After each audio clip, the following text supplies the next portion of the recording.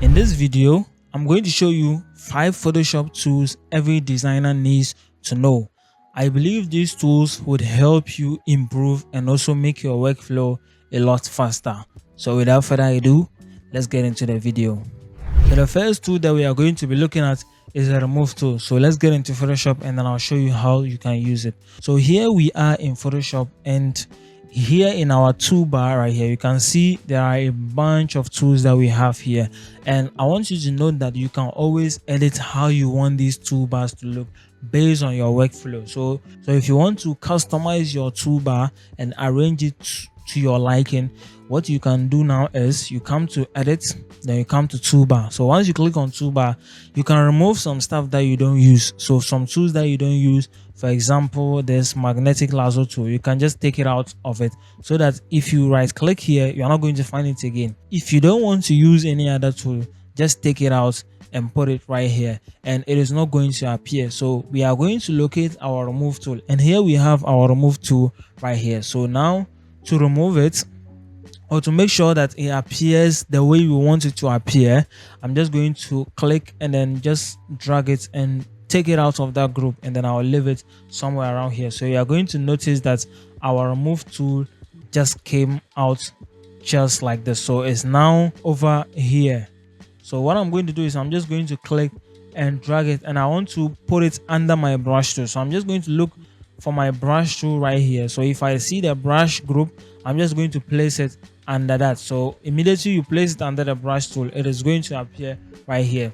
So I'm just going to click on done, and then we'll get into how you can actually use this tool. Now this tool is very important, and I'm going to try it on this image right here. So if I zoom into this image, let's say for example I want to remove this piece of jewelry that this person is wearing, I can easily use the remove tool to do that. Now to do that, I'm going to select the remove tool right here. So if I select the remove tool, what I'm going to do is I'm just going to, now once you click and select the parts that you want to select, it is going to automatically start doing the processing. But we don't want that to happen yet. We want to make sure that we've selected the whole thing before it starts processing. So what we can do now is, you see it is already doing the processing, but this is not what we want. So I'm just going to press Ctrl+Z.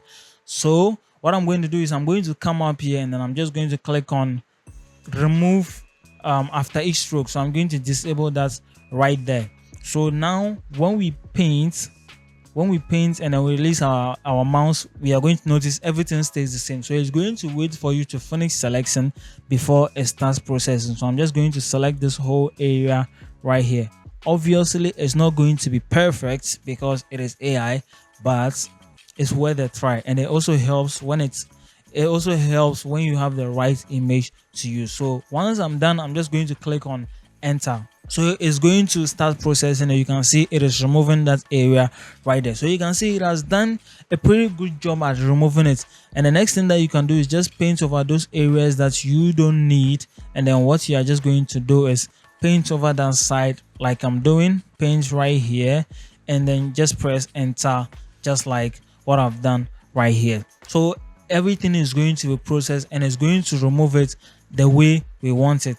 Now you can see this is not really perfect, but it helps you move forward. I mean, you can do a lot. You can now use your other tools, you can now use the manual tools, let's say the pack tool, to edit that side. But this has gotten us halfway, and that is very good. And this is one way you can use the remove tool. It helps you just remove stuff. Any distractions that you want to remove, you can just remove it with the help of this AI tool right here. The second tool we are going to be looking at is the object selection tool. Now the object selection tool is going to help us identify some stuff on an image, and we are able to select parts of that image. So let's get into Photoshop, and I'll show you how that is done. So here we are in Photoshop, and we have this really good image right here. So to find your object selection tool, you come down here to your toolbar, you see it right here. So this is like the fourth tool on the toolbar, so you are going to find it right here. So I'm just going to click on it. Now immediately I click on it, you notice there's this spinny thing. So now what it's now doing is the AI is processing the image, trying to identify every object on that image. So once it's done processing, like you see here, it is processing it right now. So once it is done processing, it's now going to identify the individual objects. So it is done processing. That's why you've seen that this thing is not spinning again. So when you now bring in your mouse pointer and you drag it over the elements on the picture, so if for example this box right here or this box right here, if I hover around it, you are going to notice it's going to create some kind of pink outline around it. So that means it has detected that subject. And now if you click on it, for example, I'm going to select this one right here. If I click on the earring, so it detects everything. So if I click on this box right here, you wait for it to load. It's going to load and then selects that box for you, and you can do a lot with it. So it has selected it. One thing you can do is you can max it out, just like I've done right here. So press Ctrl+J, I've maxed it out. Now whole box, only the box that we want. So this is one way you can really utilize this tool in selecting parts of an image, and it really helps. Now another thing that you can do is max all the subjects. So if you don't want to go through having each of them, you can actually use Photoshop to max all the subjects for you. Now let's do that. So once you select your object selection tool right here, I'm just going to delete this layer, and then what we are going to do is going to right click, and then I'm just going to click on max all objects or max all subject. It is going to process everything in that image, and it's going to process it for me. So now I don't need to go through the manual clicking and selecting everything. So I'm just going to wait for it to do the work, and let's see what happens. All right, so our max all objects is done processing. So now you can see everything has been maxed out. So if you want to now select this part, obviously it's not going to name every layer for you. So you are going to have to use your mouse, your control. So once you click on control and bring your mouse pointer to the layer mask, and once you hover on the layer mask, you can press your control on your keyboard and then click on it. So once you click on it, you can actually see what it is selecting. So yeah, we can see the selection right here. If you come down here, press control and then click on the layer mask, you are going to notice it has selected everything right here. And then once that is done, you are just going to apply any effects that you want. So for example, if I want to apply, let's say, a hue and saturation, I could just do that right there. So I'm just going to do my hue and saturation, maybe change the color to anything else. That is one way of doing it, and that is how the object selection is very powerful when it comes to helping you to select objects and just make individual edits on everything that you are working on. The next tool we are going to look at is the crop tool.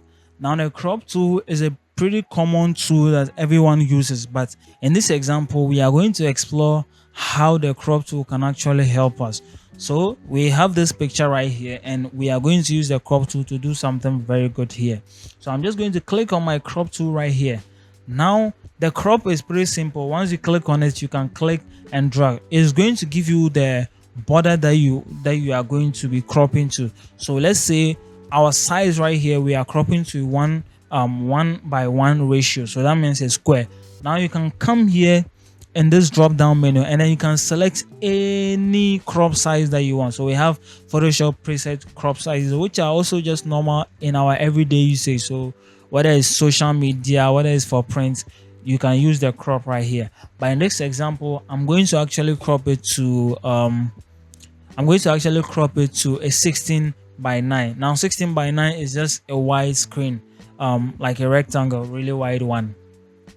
So I'm just going to click on the 16:9. Now it is showing me this with this crop size. This is the only part I'm going to get out of my image, but I wish to get all of them in that frame, and this is where the next tool comes into play. Now once I select the 16:9 ratio, it is going to give me, or it's telling me that this is the only part I can get from this image. If I want to get any other part, I would have to eliminate some parts of the picture, and this is not actually what you want. What you actually want is you want the two the two of them to be in the same frame. So a way you can do that is you click and just expand it. Now we are going to utilize what we call the generative expand in the crop tool right here. So if you see here, there's a generative expand. So what the generative expand helps you do is that you can now include everything you want on your image, and what Photoshop now is going to do is to just expand it for you, and it will actually generate it will actually generate replacement for the side that you don't have. So for example, if I click and then drag it out right here, so let's say I want to involve all these things right here, so I'm just going to click and drag.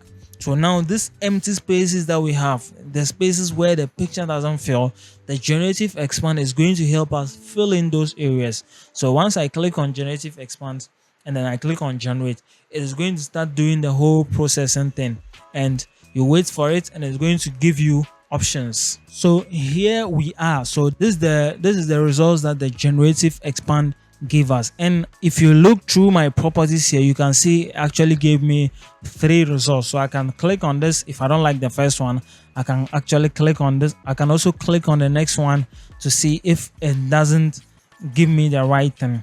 Now you can manage with all these things, and you can use your other remove tool. Like we said in the previous one, you can use the remove tool to now just remove the distractions here. And this is how you can use the crop tool to actually do a lot of stuff. So let's say previously you didn't know how to, or previously when you wanted some parts of the image to still appear in your crop, you would have to let go or sacrifice some parts of that image.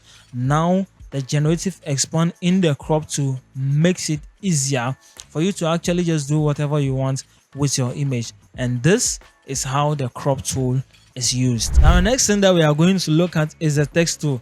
Now the text tool is one of the most important tools, especially if you are doing design and you want to communicate. We communicate with text in design. So I'm going to get into Photoshop and then show you how you can use the text tool in a really great way.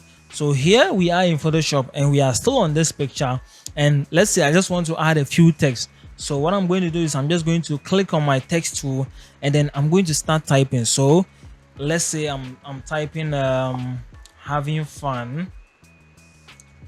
So I'm just going to type having fun. So if you look at this contextual bar right here, and this is a new feature that comes with the paid Photoshop version if you are using one. So here you have the ability, let's say I want to put having and fun, or I want to make the fun big so that it is very legible and I want people to read it. The old way was to now select this fun text. So once you select it, you can increase the size of that and then do a lot of adjustment, and that was just a lot of work to accomplish. Now with this version of Photoshop, you can actually just click on one tool and it's going to do that automatically. So if I come down here to this bar right here, you can see there's this T with some kind of speed stuff to it. So once I click on it, it is just going to make sure that my text just comes together, so I don't need to do the manual stuff again. So let's say I click and then just expand it right here. Now everything, so the font that I wanted to make it stand out, it stands out. I don't need to select the font, bring it down, increase the size. That's just a lot of work. Now this tool makes it very easy for you. The last tool that we are going to look at is actually the adjustment brush, and the adjustment brush is a new tool that Photoshop has added to the toolbar. Now to access it, you go through and then you locate it right here. And I also mentioned you can switch up how you want your toolbar to appear, customize it to your liking, and you can find it right here. Now what does the adjustment brush does? It does basically what adjustment tools does. So for example, if I wanted to change the color on this, I would have to select it. I would have to select it. I'll have to go to my adjustment layer and then apply the layer before I can start tweaking. But with this adjustment brush, it brings everything together. So let me demonstrate that on this image right here. So if I select this brush and then I increase the brush size, and let's say I want to change the color of this one right here, what I'm going to do is I'm just going to click and then I'm just going to drag. Now before you do that, even once you click on your adjustment brush, you are going to notice on the contextual bar right here which adjustments we want to apply. So let's say I want to apply a hue and saturation. What I'm going to do is I'm just going to now select or just paint around this brush. sorry, this object. So I'm just going to paint around this object like I'm doing right here. Now once we are done painting, we have the adjustment layer already created in our layer panel. We don't need to go through the step by step process again. Now I could easily just come here and then tweak the color to any color that I want, and this is one way you can use the adjustment brush. So it just helps you do all the tweaks. So let's say I want to do another one. What I'm going to do is I'm just going to click on add a new adjustment layer, and then what I'm going to do is, let's say maybe I want to paint some parts of this black and white. So I'm just going to select black and white, and you notice in the layers panel it is going to apply that same adjustment layer. So once I start painting, it is going to turn into black and white, just like my adjustment black and white. So you don't need to go through the step-by-step process again, and this is a really good tool, and you can really move faster with this tool. So essentially this just helps you to apply adjustment layers straight onto your objects without going through the step-by-step process that we usually go through. And another thing here is that what you can do is you can select an adjustment layer. Let's say I want to select photo filter.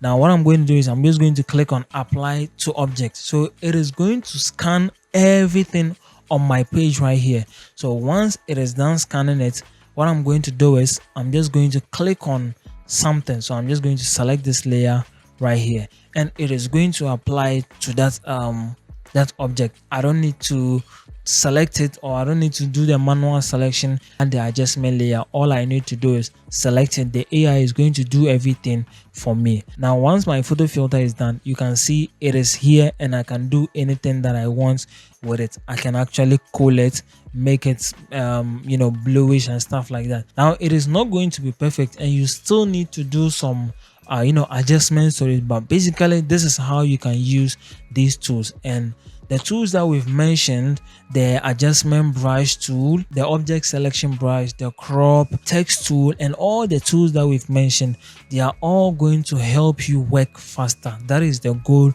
of this video. So I just wanted to draw your attention to some of these tools. If you are using Photoshop that has these tools, you can really benefit and improve and make your workflow very fast. If you enjoyed this video in any way, don't forget to like, subscribe, and I'll see you in the next one. Peace out.